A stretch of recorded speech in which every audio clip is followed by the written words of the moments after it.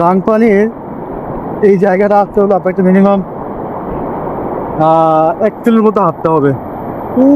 ওই জায়গা থেকে হেঁটে ঘুরে ঘুরে ঘুরে ঘুরে এদিকে আসতে হবে। আগে অনেক পাথর বেশি ছিল, এখন পাথর অনেক কম। আর পানির স্রোতও আছে, অনেকগুলো মানুষ আছে।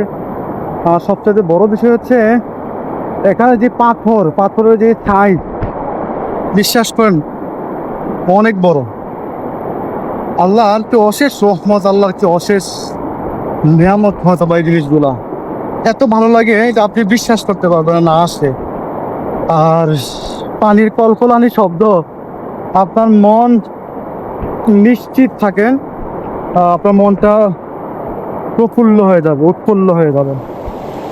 আর পানিটা অনেক ঠান্ডা, পানি যেটা এটা অনেক ঠান্ডা, তবে পাথরগুলো পিচ্চা থাকে, সাবধানে আসতে হয় আর কি। এই হচ্ছে আমাদের রাজু ভাই, আরে কিরানে কয় মাসুদ ভাই। এই হচ্ছে ভিউ,